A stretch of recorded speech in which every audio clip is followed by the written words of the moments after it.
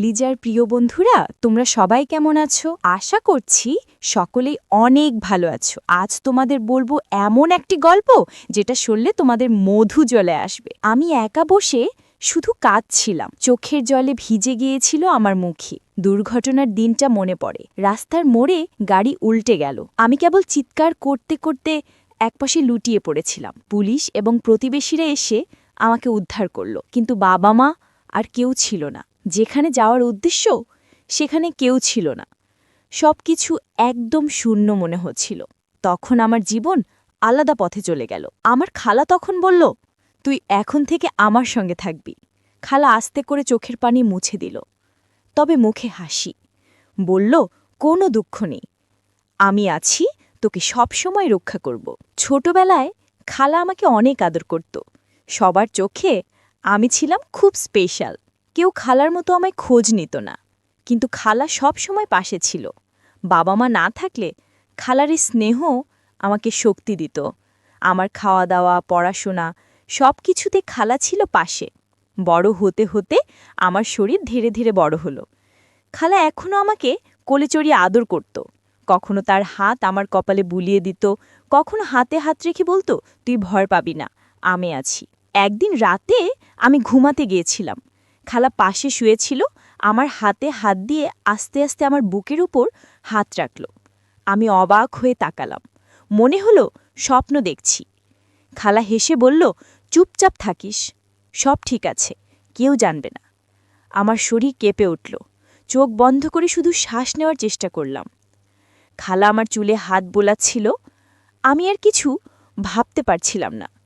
রাতের নিস্তব্ধতায় শুধু আমাদের নিঃশ্বাস শোনা যাচ্ছিল। আমি বুঝতে পারছিলাম আজ রাতটা অন্য রকম হবে। খালা এমনভাবে আমার দিকে তাকালো যার জন্য আমার হৃদয় ধকধক করতে লাগল। খালা ধীরে ধীরে আমার হাতে তার হাত রাখল। আমি অবচেতনভাবে হাত ধরলাম। তার স্পর্শে মনটা গলে যেতে লাগল। আমরা দুজন একে অপরের কাছে আরও কাছে চলে এলাম। আমি বুঝতে পারলাম এই রাত আর আগের রাতের মতো নয়। আমাদের সম্পর্কের মাঝে নতুন অধ্যায় এসেছে। খালা আমার কপালে চুমু দিলেন। আমি চমকে উঠলাম, কিন্তু চোখ বন্ধ করে রইলাম। মনে হচ্ছিল ঘুম আর আসবে না। আমরা দুজন ধীরে ধীরে একে অপরের পাশে মিলিত হয়ে শুয়ে রইলাম। হৃদয় উত্তেজনে ভরে গেছে। খালা আমার হাত শক্ত করে ধরে রেখেছিল, আমি সরতে পারছিলাম না। রাতটা শেষ হবার আগে আমি বুঝতে পারলাম আমার জীবনের সবচেয়ে বড় উত্তেজনা, সবচেয়ে বড় আবেগ সবকিছু একসাথে মিলেছে। এই রাতের স্মৃতি জীবনের এক অমলিন অংশ হয়ে থাকবে। বন্ধুরা, গল্পের আসল ঘটনা এখনও বাকি, তাই পুরো গল্পটি শোনার আগে এখনই চ্যানেলটি সাবস্ক্রাইব করে দাও প্লিজ। রাতের নিস্তব্ধতা ঘরের চারপাশে ভাসছে। আমি খালার পাশে শুয়েছিলাম, চোখ বন্ধ করলেও হৃদয়ে ধক ধক করছে। খালার হাত আমার হাতে রাখল। আমি অবচেতনভাবে হাত শক্ত করে ধরে রইলাম।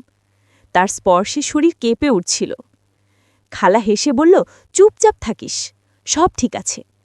আমি শুধু শ্বাস নিতে চেষ্টা করলাম। আমরা একে অপরের কাছে আরও কাছে চলে এলাম। খালা আমার কপালে হাত বুলালো। আমি চোখ বন্ধ করে রইলাম। রাতের হালকা বাতাস ঘরে ভেসে আসছে। শুধু আমাদের নিঃশ্বাসের শব্দ শোনা যাচ্ছিল। আমি বুঝতে পারছিলাম এ রাত আগের রাতের মতো নয়। খালা আস্তে আস্তে আমার চুলে হাত বোলালো। আমি অবচেতনভাবে ঘুমানোর ভান করলাম, কিন্তু আমার ভেতর উত্তেজনা বৃদ্ধি পাচ্ছিল। আমি তার দিকে চোখ দিয়ে তাকালাম। খালা হালকা হেসে বলল, আজ রাতটা আমাদের স্মৃতিতে থাকবে। আমি অনুভব করলাম তার স্পর্শ আমার হৃদয় ছুঁয়েছে। আমার হাত ধীরে ধীরে তার হাতে মিলল।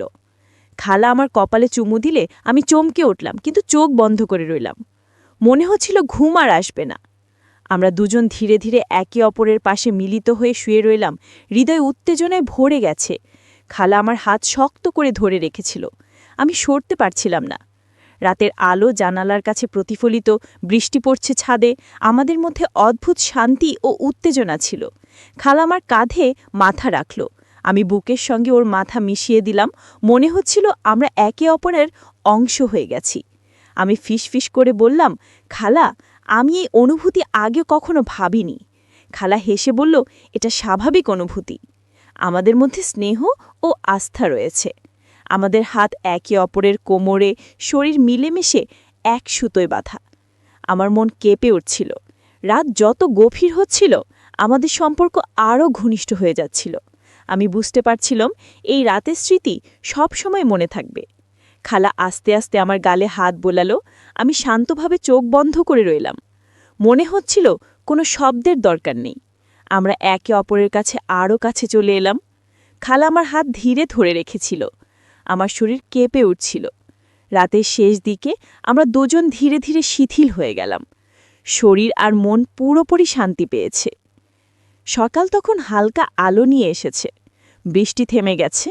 ঘরের মধ্যে শুধু ফ্যানের শব্দ ভেসে আসছিল। আমি ধীরে ধীরে চোখ খুললাম। খালা পাশে বসে আমার দিকে তাকাচ্ছিল। হালকা হাসি মুখে রেখেছে। আমি তার চোখে চোখ দিলাম। মনে হলো আজও আগের মতো শান্তি নেই, একটা অদ্ভুত উত্তেজনা আছে। খালা বলল, চল বাইরে যাই, কিছুক্ষণ হাঁটতে। আমি হেসে মাথা নাড়লাম। হৃদয় এখনো ধপধপ করছে। আমরা ধীরে ধীরে উঠলাম। ঘরের দরজা খুলে বাইরে এলাম।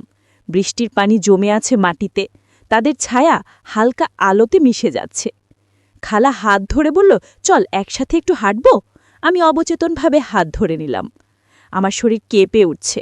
বাতাস ঠান্ডা। আমাদের শ্বাস মিলেমিশে চলেছে। খালা আমার কানের কাছে ফিসফিস করে বলল, আজ রাতের মতোই বিশেষ লাগছে। আমি অবাক হয়ে তাকালাম। মনে হলো স্বপ্ন দেখছি, কিন্তু স্বপ্ন নয়, সব বাস্তব। পায়ের তলার শব্দ ভেসে যাচ্ছে। আমাদের নিঃশ্বাস মিলেমিশে এক ধরনের রিদম তৈরি করছে। খালা হেসে আমার হাত শক্ত করে ধরল।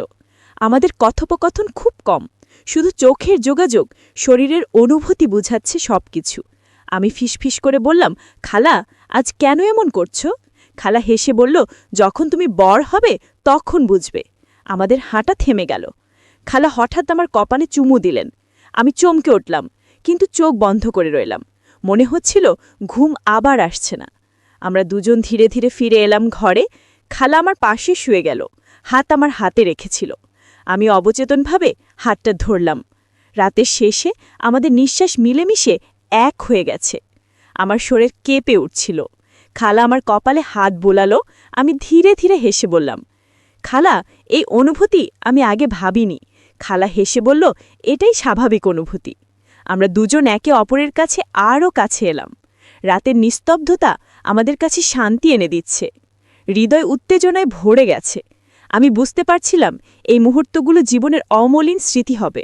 আমরা ধীরে ধীরে ঘুমোতে শুরু করলাম। খালা আমার হাত শক্ত করে ধরে রেখেছিল। আমি শরীর শিথিল করে দিলাম। মনে হলো এই রাত যেন থেমে যায়।